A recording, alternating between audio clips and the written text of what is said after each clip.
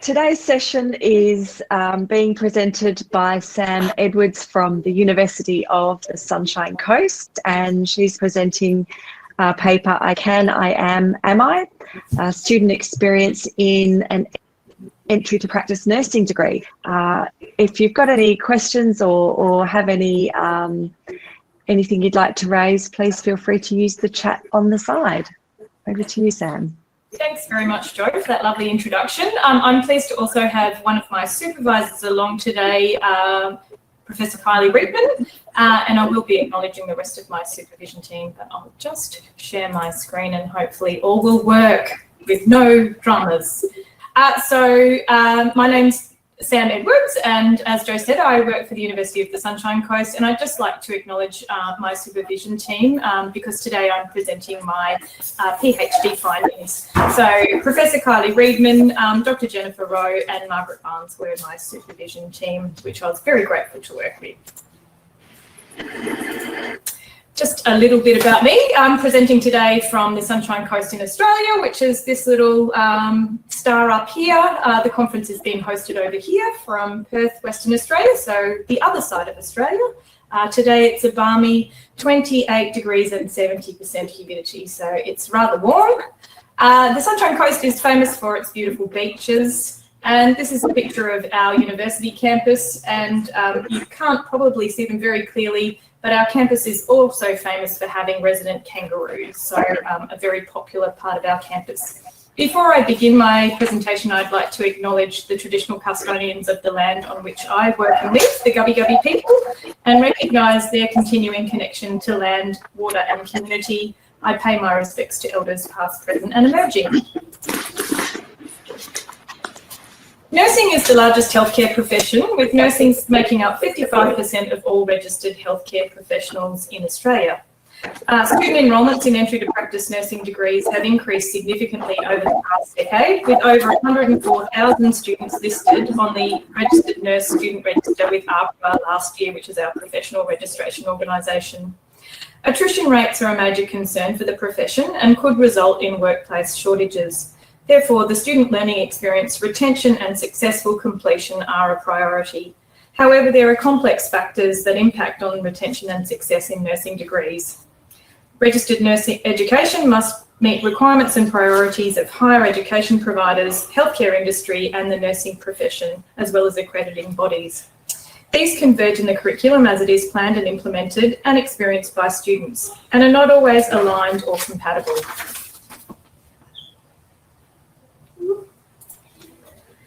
Therefore, I sought to investigate the empirical reality of nursing students' experience in an entry to practice nursing degree using a critical realist lens. In order to address the aim, two questions were posed. What are nursing students' perceptions of the influences on their learning experience? And how can a critical realist lens contribute to our understanding of intersections of higher education, nursing profession, healthcare industry, and the impact on the student experience in an entry to practice nursing degree? The research employed a qualitative design, and the context for the study was a single multi-campus regional university. Both the Bachelor of Nursing Science and Bachelor of Nursing Science graduate entry degree were included. This is an accelerated degree in our university where people who have a previous degree come in and do a shortened 2-year Bachelor of Nursing Science degree as a graduate entry student. 3 sources of data were used. The student experience was the central data source for the study, but data from staff and curriculum documents also contributed to understanding the structures and mechanisms that influence student experience in entry to practice nursing degrees. Ethical approval and university approval was obtained to conduct the study. Both students and staff were recruited in purposive sampling strategies. Purposive sampling of students aimed to attract participants from each year of the degree, introductory, developing and transitioning. The student population was students enrolled in the Bachelor of Nursing Science or Bachelor of Nursing Science graduate entry degree in semester 1 2016, and 27 students were recruited across the 3 years. Purposive sampling of staff aimed to attract participants from academic, clinical and professional support staff, and 16 staff were recruited. Each student participated in 2 individual in-depth interviews, which were conducted using an interview guide with questions informed from the CAHU conceptual framework of student engagement. The first interview was conducted pre-semester, and the second interview was conducted after the completion of the semester. Student participants contributed to the second interview an artefact, which signified student engagement to them. These were photographed and stored on in vivo and will be included in some of the presentation of my findings in this presentation. A third interview was conducted with 10 graduates who were drawn from the original sample of third-year participants.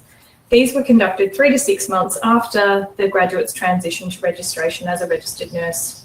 These interviews allowed graduates to backward map through the curriculum and explore experiences that were sustained or changed over time. Interviews were 60 to 90 minutes and were recorded and transcribed verbatim, with detailed notes also recorded about each interview. 2 focus group interviews were conducted, with 7 staff attending each of the focus groups. An interview guide was used in the focus group interviews, which were approximately 60 to 90 minutes long, and again were recorded and transcribed verbatim, with detailed notes kept for each interview. Curriculum documents were the third source of data and included accreditation documents, course outlines, and university policies and procedures. Critical realist data analysis processes were utilised, and critical realism has a procedure for each level of description and explanation in the data analysis. The first 2 steps seek to describe the empirical findings by describing events and identifying key components.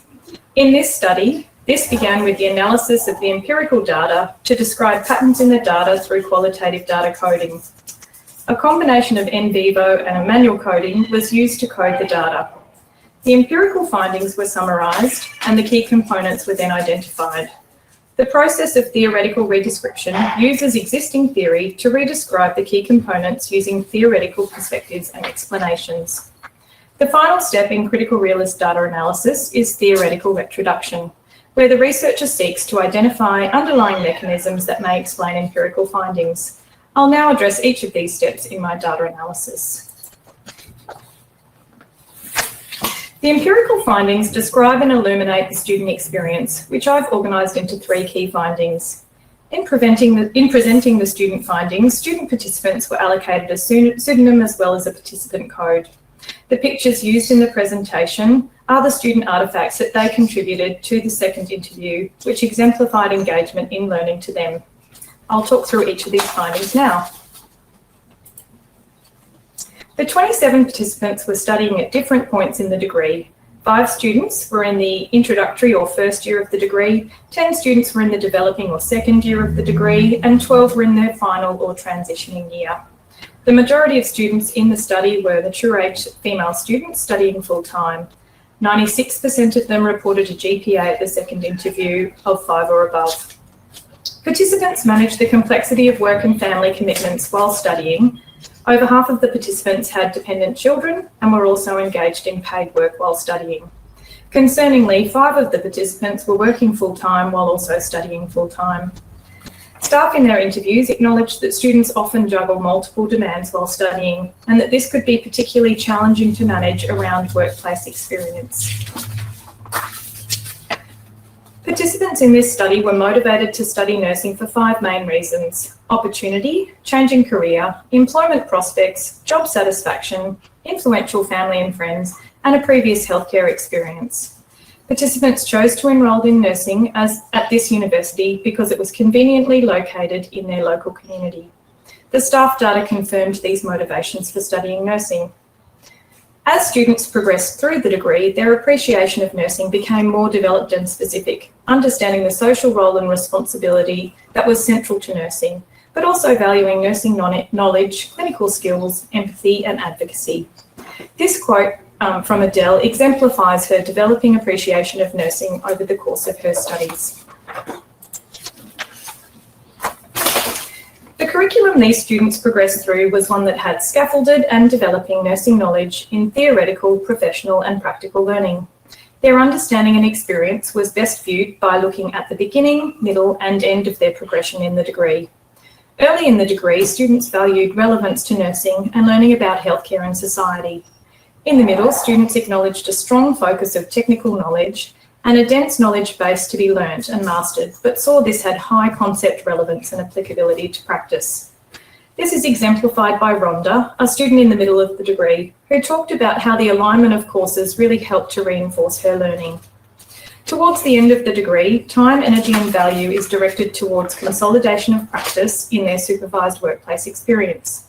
The participants recognise the value not just to demonstrate proficiency, but to make decisions, prioritise and deliver patient care. At all points in the degree, a good curriculum is one where knowledge was relevant to nursing, aligned with other courses they were studying, built on previous knowledge and was able to be applied in practice, which another student described as the nitty-gritty nursey stuff.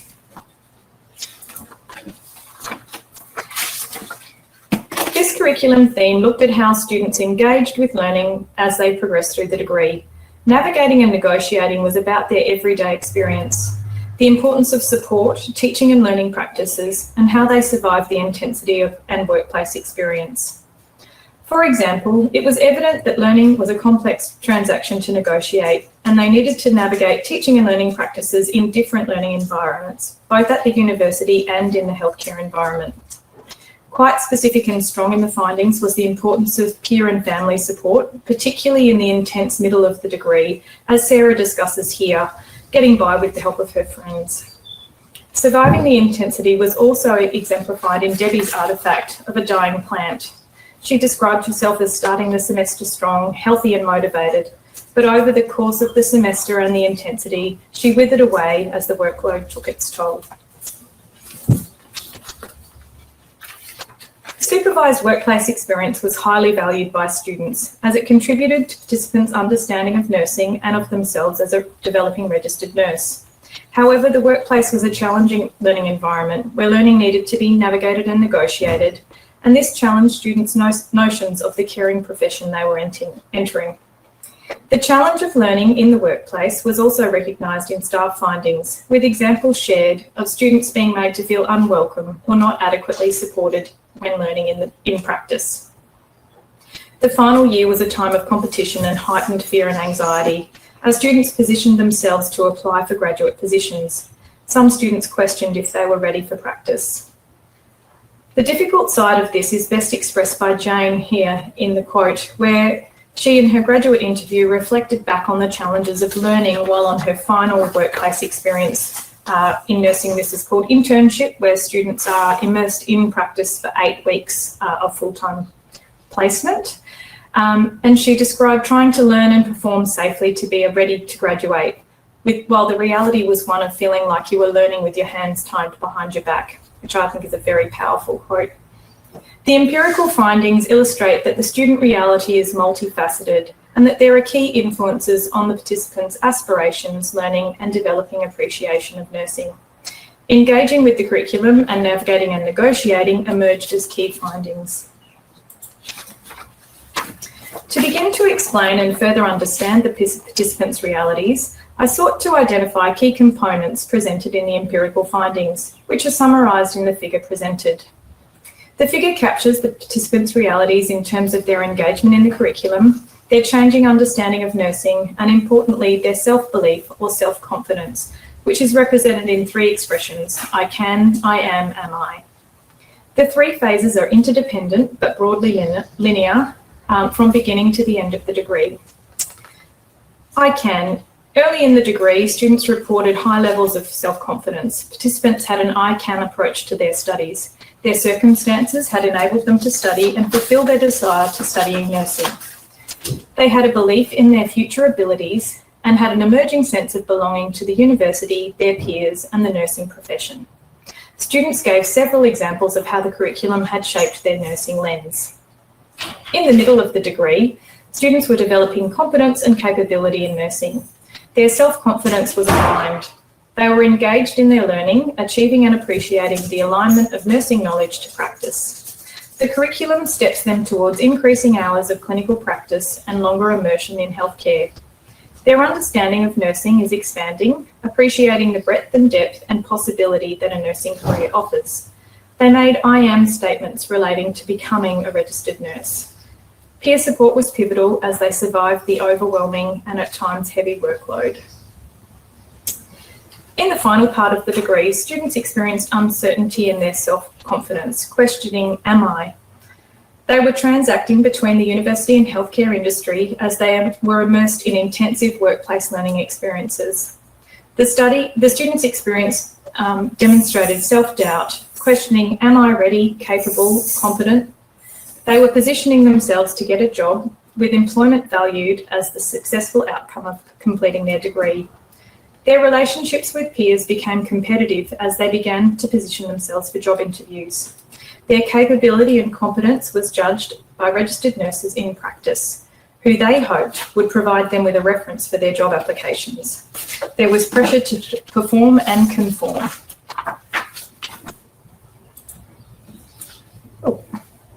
The empirical findings from this study describe and illuminate the student experience in an entry to practice nursing degree. The findings demonstrate that it is important to focus on ways that we can support students to stay and succeed. The framework I can, I am I proposed in this research is student-focused, dynamic, and places the student at the centre of the learning experience and can help educators to understand the student journey. The framework highlights that success lies not just in the completion of the degree, but also in feeling competent and confident to join the profession at the point of graduation. The framework not only promotes understanding of the student experience in a nursing degree, but has the potential to be used in other professional preparation degrees and developed further in future research. The framework I can, I am I could be used to inform future research with students in professional preparation programs to investigate if this captures the student experience of tertiary preparation education in other professions such as teaching, medicine and midwifery. The framework highlights that future research is needed in final transition year of the degree, where students have attained the program learning outcomes, but they experience doubt about their future employment and transition to the workforce. The framework may also be useful to consider in other contexts, for example, the experience of students who are the first in their family to attend universities, students who are in underrepresented diversity groups, and mature age students, to help explain the student experience in tertiary preparation education. The findings suggest that higher education providers, the healthcare industry and the nursing profession need to consider how professional standards, regulation and accreditation can be made more evident and authentic within courses in the degree. If cooperation, collaboration and partnership is to occur within entry to practice nursing degrees, all stakeholders need to accept a shared responsibility for the educational preparation of registered nurses and work together in partnership to find collaborative solutions to support nursing students to develop competence, confidence and prepare them to transition to practice. The student and their experience of learning needs to be central to this partnership. Thank you very much for listening. Is there any questions?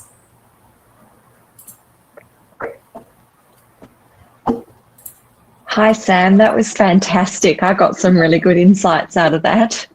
Good. I'm particularly interested in the final stages where the students are going from a point where they are in the middle, where they're in the I can, in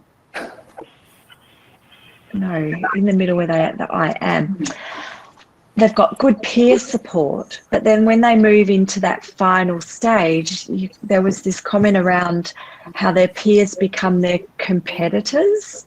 Yeah, and that was really settling for students. They actually had a real tension that they built this really nice, peer support network, and these then became the people they were competing with for jobs, which, and that felt very uncomfortable for them. Yeah, because we talk a lot in universities about building those professional networks, and then suddenly it's changed in the dynamic. Did that? Do you think that that's sort of relative to their future success in gaining employment as to whether they depend more heavily on their peers or learn to sort of stand independently?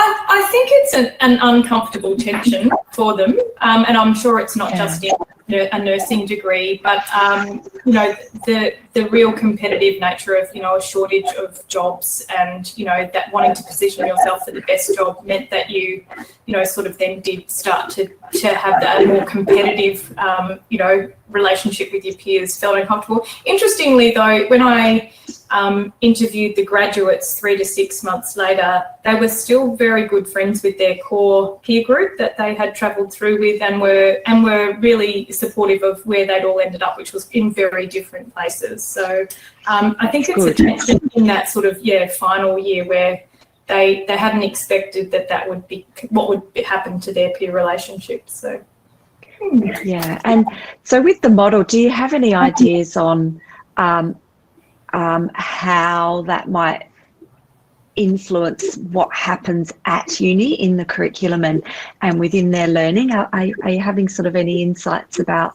how we can better prepare our graduates? I think a really important awareness of that, you know, we have put so much attention and effort into a supported transition into uni, but that actually it requires, you know, it's not always a forward transition, and it's a messy, you know, transition. And there is as much importance at every stage of their learning for support, and, you know, that real feeling that they're developing and moving forward in their degree. Yes. And Kylie and I have spoken at length about how this model perhaps explains lots of different student groups, you know, experiences. And Kylie, I don't know if you want to talk about, you know, your interest in diverse student populations. Yep, thanks, Sam. And thanks, Jo, for those comments. It's really always interesting to get someone who hasn't heard this great model that Sam's created through her research reflect on it and the kinds of questions that are asked. So my interest is really in, and emerged as Sam was gathering and analysing the data, really around what should we be doing as institutions to increase the learnability in the workplace. So there's been lots of activity in that space, but just thinking about really not just how do we partner with the organisations and individuals who take our students for work integrated learning and placement activities, but how can we really create that we talk about this educational interface, and we've actually got another session on it later today as part of the ISSOTL program, but really thinking about what are the factors that might contribute to a focus on learning and learning through practice. So not just practicing as an outcome. And I think that probably influences the students' experiences in that final year. Well, it seemed to from the data, Sam. I don't know if you'd like to comment on that, but that students, that uncertainty was about in some ways moving away from the learning focus and moving more towards practice. And that tension of bridging that sort of liminal space was really, really there. And so thinking about that, and then thinking about, how that unfolds in different professions, and also in placements or work integrated learning experiences that are less structured than they are in professionally accredited programs, because that variety of experience is much broader there. All right, so we've probably come close to the end of our time. So thank you so much for sharing today, Sam. I think it's been a fantastic presentation, and I really like where you're heading with your research. I'll be watching closely to see if I can learn some lessons from you. Well, thank you very much, Jo, for moderating the session and also for your very helpful comments and questions. Looking forward to, I'm looking forward to moving forward with the model and seeing where else it might go. So anyone who is watching a recording, feel free to reach out and, connect. And if you've got further ideas around research collaboration, I'm very interested.